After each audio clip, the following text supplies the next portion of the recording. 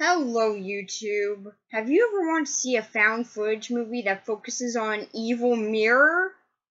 No, because that sounds really stupid? Well, too bad. We're gonna be looking at one today. This is The Mirror. So this movie starts off with us meeting our wonderful main characters, which are Steve, Matt, and Gemma. And yeah, these characters are not great in the slightest, but I'll get to them later. So, yeah, they have pretty much entered in this contest that they never specifically explain what it is. It's just a contest. I mean, I'm guessing that it's something about finding paranormal things, but they never specifically say. But apparently you can get $1 million from this contest, so they pretty much decide to go buy a haunted mirror off of eBay. Clearly this can't go wrong.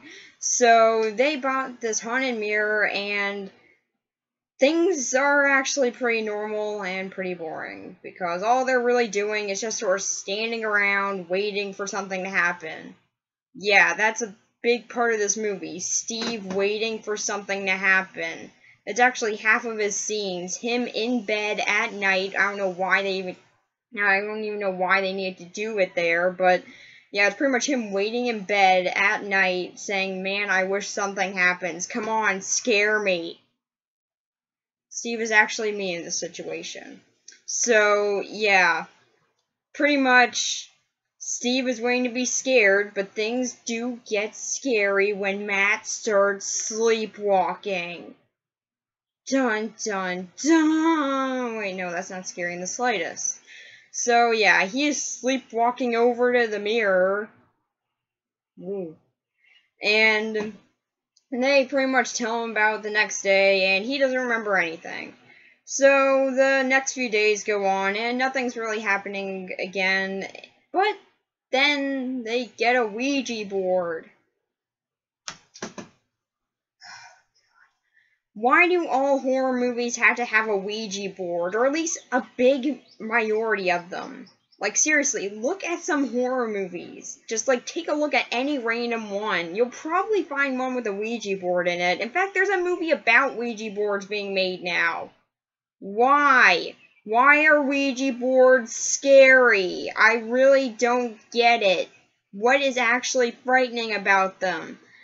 The reason why I don't understand this is because you just move your hand around, so it can easily be blamed on anyone moving it. It's not scary that way. It's just someone moving their hand around a board. And that's all that I ever see it as. I don't know, maybe some people can see it to be creepy, like in Amityville 3 it was kind of creepy, but yeah, it was still really, really boring. I just never found Ouija boards to actually be scary. If people do, then good for them, but I honestly just find them to be really, really boring. Just like, oh yeah, you're moving your hand around. Ooh, scary. But yeah, as they're playing the dreaded Ouija board, Matt walks off and grabs a knife. But it's okay, because it was just a prank. Yeah, it won't be a prank for long. So then the next night, Matt starts sleepwalking again. But this time, he grabs a knife. And I honestly thought that he was just gonna grab a beer that time, actually. I'm not even lying. That's honestly what I thought that he was gonna do the first time I saw this. Because earlier, Steve asked Matt when he was pranking them to get him a beer. I honestly thought that's what was going to happen, because he walks into Steve's room. I thought, is he getting him a beer? Is that really what he's doing? But no, he just got a knife and starts doing that. Horrifying. So, yeah, he does that for a little bit, then wakes up on the balcony, and people just want to know what exactly he was doing. So they strap a GoPro to him. It's really the best way to find out what's going on, not just stay up for a little bit. No, that'll never work. So, yeah, they strap a GoPro to him, and yeah, eventually he starts getting very protective over what's on it, because he starts watching it before everyone else does, and Yeah, he's seeing himself walk around with a knife and doing this around people's faces. So yeah, I don't really judge him on that. It makes sense why he wouldn't want to exactly want them to know why he's doing that. He doesn't even know. So yeah, he's pretty defensive about it. This eventually gets him to be pretty much a shut-in. And yeah, things start getting even worse when Matt walks out and gets the knife again, and Gemma sees it this time. But luckily, after she tells Steve, Matt just goes to bed again. Okay. So then they have a big argument about that. Yay, 'cause that's never in any found footage movie. Oh yeah, and just so you know, half of this argument is Matt and Gemma telling Steve to turn the camera off. Again, never done in a found footage movie. So, yeah, Matt's actually pretty logical in this scene, as he says, well, if I'm going around grabbing a knife every night, yeah, maybe lock me in a room, so then I don't kill anyone in my sleep. But they all say, no, that's a stupid idea, because it has logic to it. So they decide not to do that, and instead, Matt just locks himself in the room for a few days, and Gemma can't get her charger. Truly the worst thing that can ever happen to her in this movie. So yeah, after like 5 days of just waiting around saying, hey Matt, open the door, they finally do get him to open it while he's taking a shower, and yeah, his eyes are pretty red now because he hasn't been getting any sleep because he's been sleepwalking outside to try and kill people. He has the best hobbies. But yeah, he was defeated by pepper spray. He is the best killer ever. So yeah, he was defeated by pepper spray, and the next night the mirror wants to get even, so it takes his eyes out. And also, yeah, on a side note, he's now fully possessed by the mirror or something. So yeah, he takes out his eyes, and it's honestly kind of funny. I know I shouldn't say that because yeah, he just took out his eyes, but it's hilarious. It really is. Like, they pop out so easily. It's so funny. I know I shouldn't be laughing about this, but it was just hilarious. So yeah, his eyes come out incredibly easily, and now he's ready to go out and kill another random person getting in their car. And this time he actually succeeds. I wonder if that girl in her last moments of life was thinking, man, if I had some pepper spray right now. So, yeah, she's killed and her eyes are taken out too. Because I guess the mirror has a thing with eyes. I don't know. And now Matt and Gemma are pretty much just sitting around the apartment, just thinking, man, we are so bored. And also, on a lighter note, Matt's gone. That sucks. This eventually makes Gemma feel pretty broken up, so Steve goes out and breaks the mirror. And the next night, we see that Gemma has some cuts on her, caused by Matt. Does Matt have claws now? So, yeah, that happened. And then the next night, after everyone's incredibly fine, after Gemma's just gotten a cut on her like that, seriously, the idea of leaving the house never comes to mind, but they decided to just stay there because clearly they got rid of the mirror. None of its evil can still be around. So, yeah, they stay there and Steve gets a cut on him too, but this time, Gemma's not there and Matt is, and he has claws. When did he even have the time to make claws? I have no idea when he had time to do that. But anyway, yeah, now he has claws. Still don't get why. So, yeah. He also apparently had enough time to take Gemma's eyes out. How did he do that without her screaming in the least? Like, did he get her while she was asleep or something? I really want to know, because there are no stab wounds in her at all. Did the mirror possess her or something? Because that's never been built up to. But yeah, she's now working for the mirror. Because that was never built up to. Yeah, makes sense. So, yeah, then she kills Steve. Yeah, they don't take out his eyes and have him join the We Work for the Mirror party. I don't know why. But, yeah, they kill him because I guess that they needed a sacrifice for the precious mirror. And it turns out that this was all police footage. God, what? Okay, what? So, the police went in and edited this movie together? Why? Might I just ask why would they edit something like this together? Or did the ghosts do it? Did Matt, while Gemma was killing Steve, did Matt go over and start editing the film together? I really want to know. So, yeah, the film has now been fully edited together somehow. It's now in police custody because they went looking for the 3 missing teenagers. We never know what happened to Matt and Gemma. They're just gone, I guess. And the mirror has completely disappeared. So, yeah. That was the plot of the mirror. Is it interesting? No. So, there's quite a few things to talk about with this story. It's not scary at all. That is something that I definitely noticed with this film. Like, I have watched it twice now, and it only got me to jump once. That was it. And even at that, it was just because they did something that was different than what they had been doing the whole movie.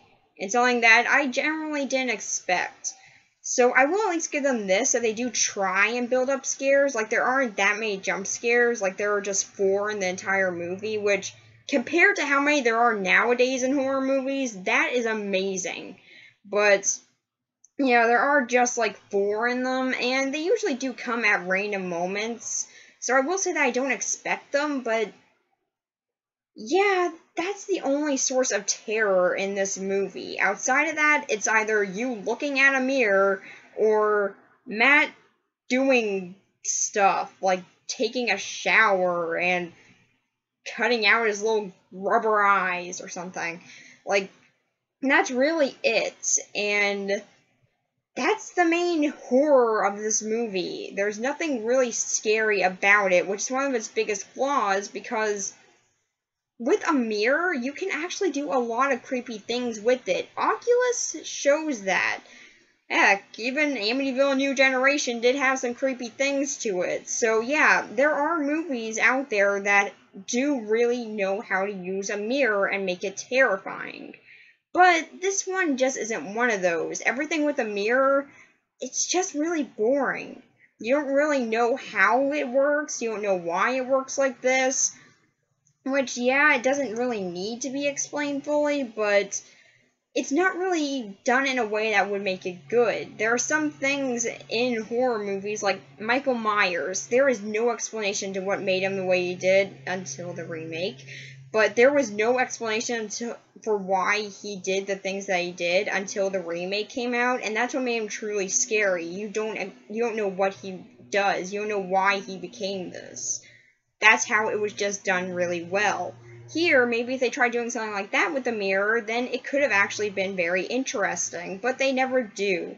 The mirror just is a mirror. That's really it. And that's not scary at all. It's just a mirror. There is nothing about it that is creepy. It's just sitting on a wall, which, yeah, I guess what else would a mirror do? But it doesn't even try to play with the characters' minds or make you get invested in what's going on.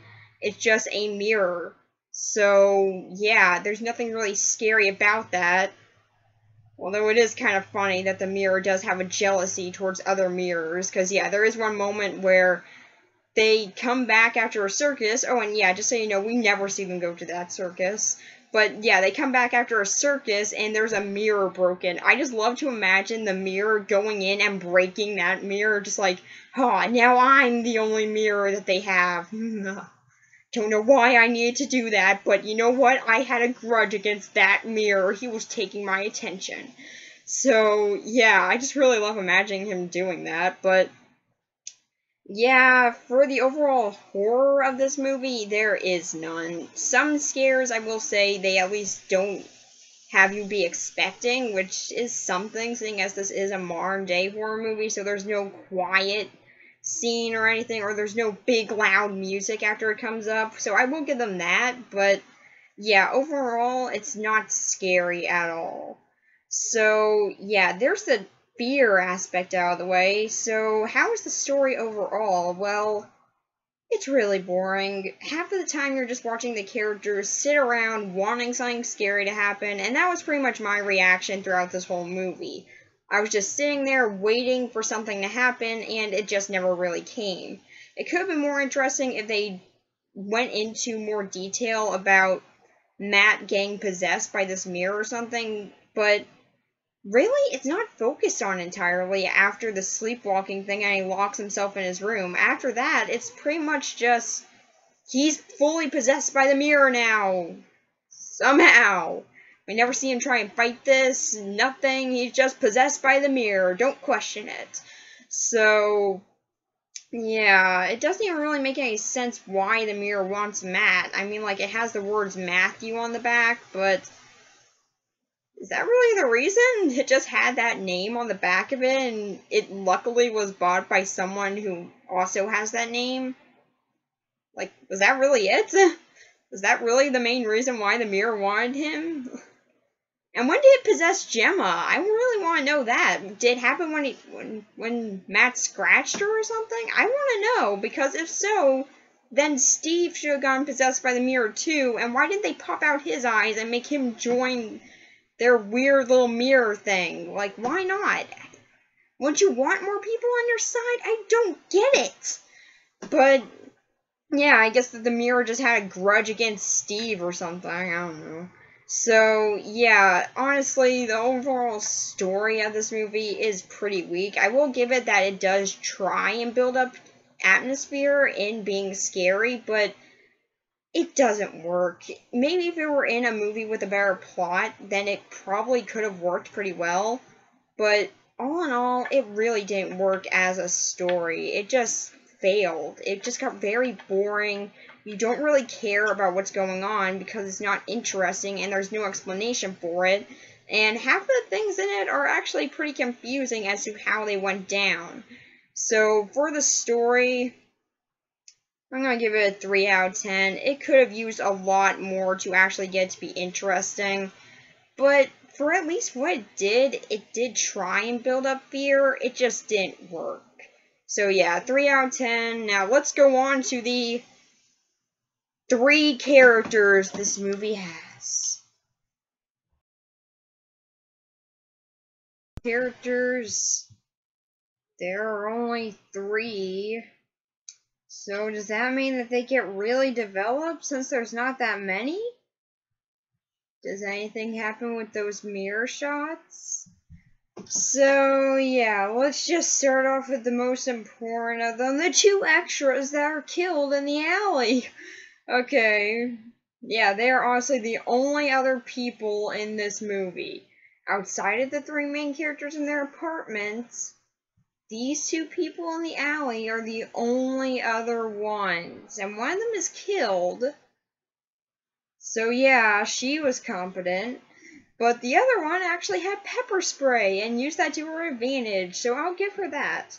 So yeah, moving on from those amazing 2 extras, we got Steve. I really didn't like Steve. Okay, so why didn't I like Steve? Well, he seems to find everything as a joke. Yeah, everything that happens around him, he seems to find that as hilarious. Now, granted, this could just be a coping mechanism, but still, there are moments where it gets really ridiculous, and you really question whether or not he even cares about what's going on.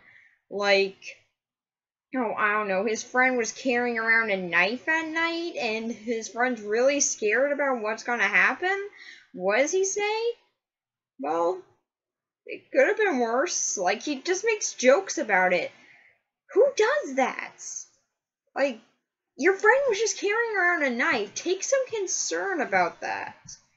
But no, he never really cares. It's just, oh, my friend was carrying around a knife. Okay, cool. Well, let's focus back on our movie thing here, because we still have that movie to send in. Remember, movie that we're making? So yeah, half of his dialogue in this film is either him telling jokes at very inappropriate times, or him talking about how they are going to make this movie.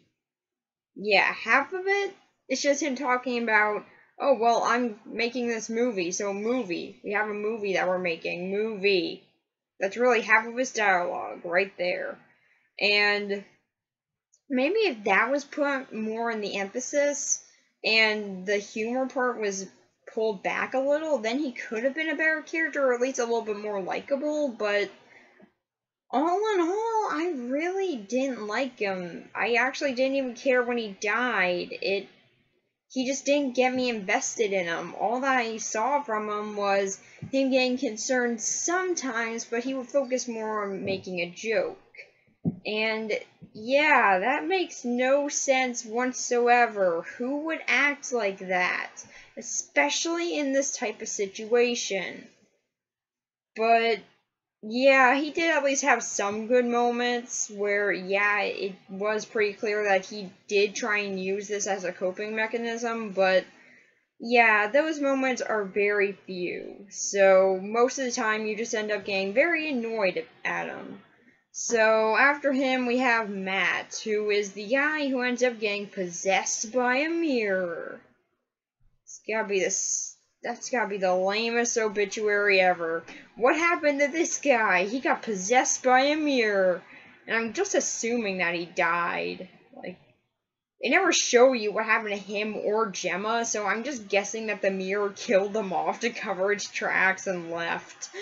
So, yeah, I don't know what the mirror did, but, yeah, pretty much Matt is the guy who gets possessed by the mirror, and he's actually kind of the only character with a bit of sense in his head, because when he sees that his friends now know that he has been sleepwalking over to get a knife, I mean, like, he already knew because he had the GoPro camera, but he's been trying to keep that from them, and now that he knows that his friends know about it, what's the first thing that he suggests? Locking himself away. That is actually a very, very smart decision.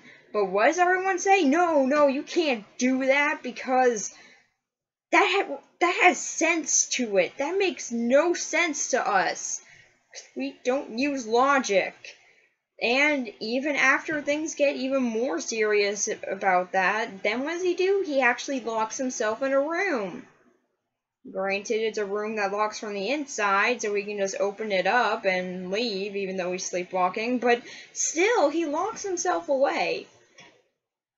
So that's something apparently none of his friends ever thought to do, even though they say that they care about him a lot. So yeah, Matt is probably the best out of the three of them, seeing as he does try and take steps to stopping getting possessed by the mirror, but yeah, that doesn't really save him. He does seem like an a-hole in the half before he gets possessed, and yeah, he's not really that likable there. So, yeah, he's not the best character, but he's the best out of these three. Because at least he does take steps to try and prevent this. But I think that he would have been more of an interesting character if they instead looked more into his mindset in getting possessed by the mirror. I think that could have been a much more interesting way of looking at the movie, but yeah, they never do that. You just see him get possessed, and that's it. There's nothing else to it. There's not even an interesting downside in this possession. It's just like there's no slipping of his mental state or anything. No, we just see him cry a little bit and then get possessed entirely. There's no going back now. So, Yeah, I think that could have been a much better character, but for what he is, he's the best out of these characters. So then after him, we have the very last one, Gemma, who just sits and cries a lot. Yeah, her biggest role in this film is pretty much asking Matt, "Are you alright?" And then when he doesn't answer her or give her back her charger, then she'll go to the couch and cry, or she'll tell Steve to shut up. I can agree with her on the Steve part, but the crying bit, nothing had happened that would suggest that something bad had happened at some of those points. Matt would just lock himself in a room for a little bit. As far as she would know, he just wants some time alone. So, yeah, why did she get so carried away about that? Oh wait, no, I'm sorry, I forgot. She doesn't have her charger. Now it makes sense. So, yeah, there are some moments like that with her that are just really stupid, but at least she does take this situation seriously. Maybe a bit too seriously, as just Matt locking himself in a room because he saw footage of him carrying around a knife is something that shocks her, but at least she takes it seriously, unlike Steve, so she is probably the second best out of these three. So for the characters, I'm gonna give them the same amount as there are. 3. They're not that interesting, although there are places where I can definitely see them be improved. Gemma, for one, I could see her maybe if they focus more on how much she cared for Matt, because they do make it pretty clear they are dating and that they do care for each other. They just never make it how clear. So, yeah, maybe if that was put more of a focus, then it could have been much more interesting for both Matt and Gemma to see what happens to them in the end, but really, they don't do stuff like that. They just sort of have the basic characters and go with that throughout the whole movie. And while, yeah, some of them are decent enough to watch, there are others like Steve that really get grating after a while. So, what do I think of this movie overall? It's a haunted mirror movie. Is it really going to be something that you guys think I'm gonna feel is amazing? So, yeah, the mirror, most of the things with it aren't really that impressive. All we ever see it is as a mirror and nothing else. So there's nothing really that interesting to be done with it. It's more with what it can do, and even at that, it's not done well. If it were done something more like, oh, I don't know, the Amityville Horror or something, then it could have been a much more interesting film. But it doesn't. It instead works in, well, we got a mirror, it's evil, don't know why, and it just possesses Matt, because reasons. Why did it choose Matt? Because his name was written on the back of the mirror, that makes sense. So, yeah, there are a lot of moments like that where you really do question the logic of this film, and really, it just doesn't make any sense. Like, how does Matt not get arrested when running around in the streets with his eyes popped out? And also, you know, he has that minor problem of he's now slit a girl's throat and cut out her eyes. Yeah, you know, that minor issue, but did none of the cops ever see that? Like, there were no cops who ever recovered this? Granted, at the end of the movie, we do see that the cops found it, but did no cops ever figure out that Matt did that? Did the GoPro footage get uploaded? Because as far as I could tell, Matt still had the GoPro on him when he was possessed. Did he take it off? Did he upload the footage? Again, did he start editing the movie together? How was this movie even made? But, yeah, there are a lot of moments like that where I was really questioning a lot of the logic with this film, but yeah, as is, I guess it's okay since it at least doesn't try to make it all jump scare filled and it does try to build up an atmosphere, but it doesn't do well in that department, but I will at least give it the credit that it did try. But that's pretty much the biggest credit I can give this movie, as yeah, there are a lot of other things in it that just really didn't make any sense or just or just like Steve, can get pretty grating at times. Like, everyone's saying, turn off the camera! Yeah, why don't they just turn it off then? I mean, seriously, I want them to turn it off if it means they're all gonna just say, turn off the camera 50 more times. So yeah, there are a lot of moments like that that are pretty annoying, but yeah, at least does try, especially with what I am pretty sure is a very low budget, because the only three places that we actually go in this movie is the apartment, the parking lot outside the apartment, and the alley right back near the apartment. So yeah, we go into 3 whole exciting locations. So yeah, I'm pretty sure this movie was made on a very low budget, so I will at least give them some credit that they did try with that, and that they didn't just go for cheap jump scares with that, which is something that they definitely could have done. And they only do that a few times in this movie. Granted, sometimes they don't work, but hey, at least there were a few times where it did get me like that. So I will at least give them the credit where it's due, that they do try a lot with the little budget that they have.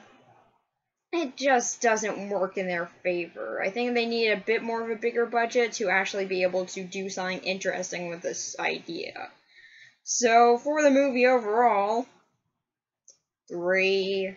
It was pretty boring after a while, and the fear, there isn't really any. There are just a few moments, but at least they did try with it. The characters aren't that great, and the story, there were a lot of things that could be improved on. So, yeah, that's my thoughts on The Mirror, and next week we'll be looking at It's the Great Pumpkin, Charlie Brown.